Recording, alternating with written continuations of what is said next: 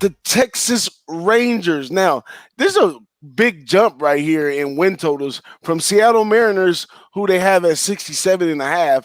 And then they jump up. This is bottom to the last. Texas Rangers over or under 79.5. So they expect them to get to it. And I'm going to go first on this one.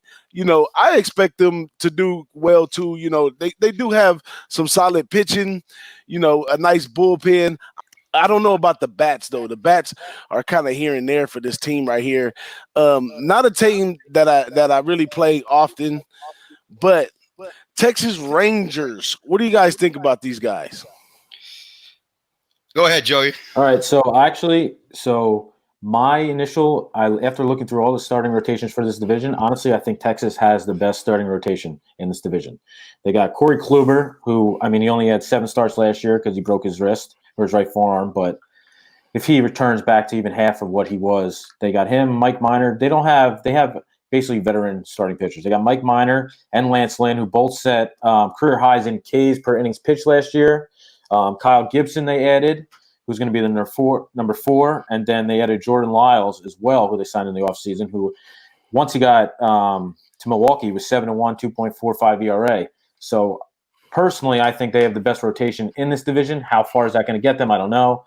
They also are opening a new stadium, Globe Life Field. It's the first year that'll be open. So that's going to be a draw. So there's going to be people at the games. And now their offense is basically – it's another one. It's a home run or barely any runs, I think. The over, what'd you say was 70? Mine's showing 78.5. 79.5 or 78 somewhere. Yeah, I got my projections has them winning 83 games. Okay. They did add Todd Frazier, who obviously is another guy who strikes out or hits a home run. So that doesn't really help the on base percentage or not, but I think this team will be a little bit better than last year, and eventually they will compete. Maybe not this year, maybe next year or the year after. They will compete for the division. So where do you think they're going to get the bats from to get this 83? Obviously, they still got Gallo. They still got Joey Gallo. Stay healthy. Yeah, they still got Joey Gallo. They got Ronald Guzman, who is a little bit of a sleeper if he can actually play first base. And then they also have Nick Solak, who's like a young guy who's supposed to be really good. So what you think? A trend under or a trend over team right here? I would take the over. They also added Greg Bird, an ex-Yankee, but who knows what you're getting out of him.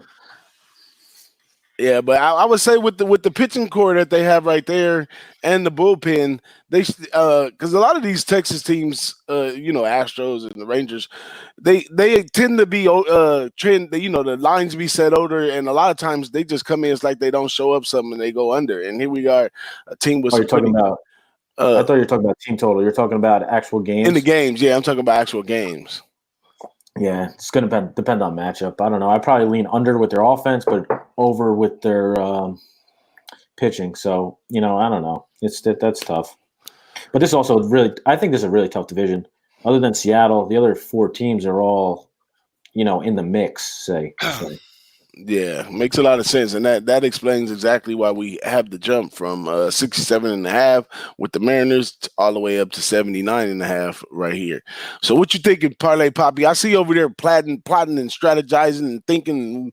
Just lay it on us. Yeah, it's just this is probably the best rotation they've had in a decade. These guys are all old. Yep. How long can this consistency happen for this team? It really doesn't have any type of pitching in the farming department. Who else is going to come over? They're going to have to make major trades, and they don't really have the pieces that need to be utilized there unless they can create something to get that pitching. I don't think this team's going anywhere. In fact, I think that I don't even know if Minor and Lynn could have similar starts to last year. You know what I mean? Probably not. It's kind of one-offs. Yeah.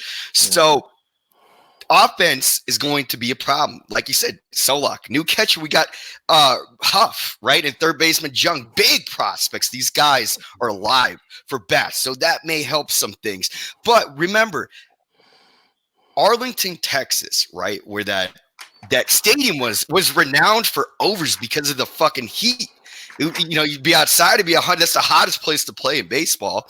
And, it gets like 100 degrees in April, but, sometimes. So that ball flies. With this new stadium, the fact that it's indoor-outdoor is actually going to dynamically change the way these games need to be capped, in my opinion, because of the fact that you're not going to have that heat. You're not going to have that environment that is conducive to those giant, 20, 25-run games we can see happen there. And with the fact that the hitting is going to be suffering, because Joey Gallo, we know he's probably going to play 60 games and, tear a fingernail. I don't know, dude. Figure it out, Joey Gallo. Jesus, what a guy. What a star that just can't keep it together. Judge and Stanton, right? Long story short, I think offense is going to suffer. I don't think this team does anything moving forward. I think the Rangers are stagnating. In fact, I think they're probably not going to be good at all. I'll put them in the Seattle ranks. I don't want to mess around with totals, but I could definitely not. I can see this team dumping despite this amazing older crew of pitchers with a bullpen department I don't really trust. I feel it right there. You heard it first right here. Who-Bangin Sports. Let's jump off.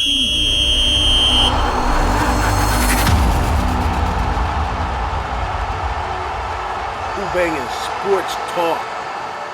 What up, though? Don't forget to subscribe, like, and share.